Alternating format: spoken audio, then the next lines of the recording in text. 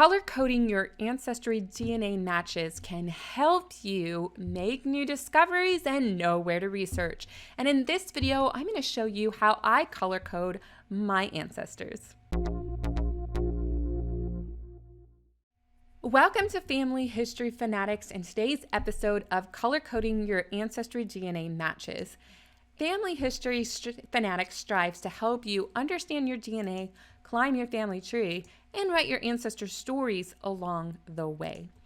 Over on Ancestry, you probably have a DNA list that has unlinked trees, common ancestors for a few people, no tree links. How are you going to make sense on some of your matches? Well, color coding can help give you clues as how people might be related. And as you color code the knowns, you can then start attacking the unknowns. And when you see one color repeat often, chances are that's where the relationship point may be.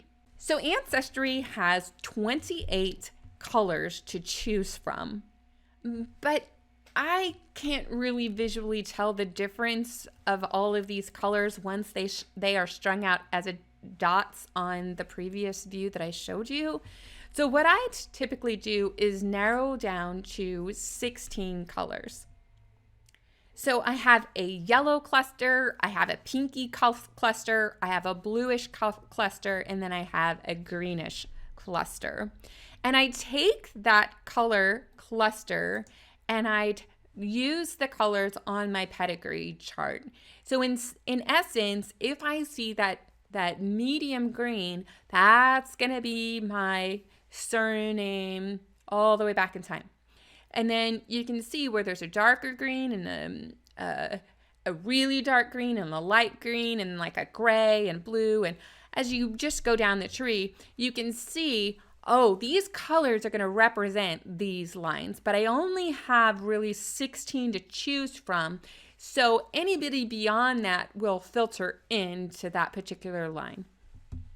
So once I know what the tree is going to look like, then I go and color code my surname table.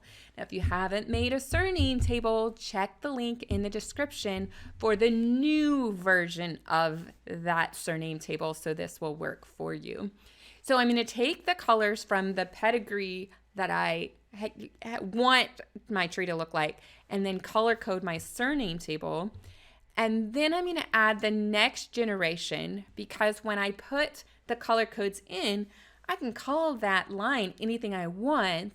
And one of the things I do is I now have two surnames that I can put in. So now I don't just have the Mocks, I have Geisler Mock, and I have Peakstone, or I have Zemstein Hendricks. And it just gives me an extra generation to compare in my color coding versus just the grandparents' first and second great grandparents' surnames. So how do you color code your matches? So this is my brother and we're going to go ahead and pick on him. He's not color coded yet. We're going to go ahead and color code him. So this will appear on your DNA match list as it shows up on Ancestry. It's not in the through line section, it's in the DNA match list section. Click on the add group plus sign, and then this will pop up on your screen. So what you want to do is to create custom group, assuming you haven't made any before. Click on that plus sign and you will see this pop up.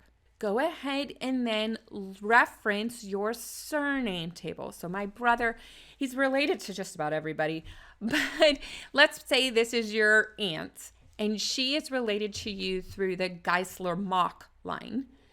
So what you're going to do is find that color, which is this mid-tone green, and you're going to add the surname combination Geisler Mock and choose that mid-tone green and add it to your tree. So now your ancestor, or your DNA match rather, has this ancestral couple that you likely have in common connected to them.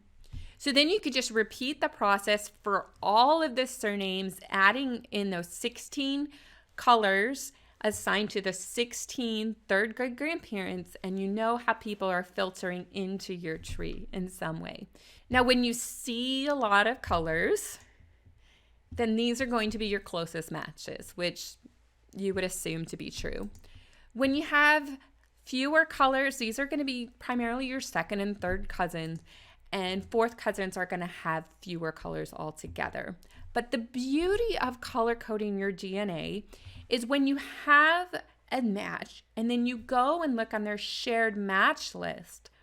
If you have color coded DNA, you can look for those colors, and when you see repeated colors, then you know where they fit in your family tree, or at least have a clue to where they fit.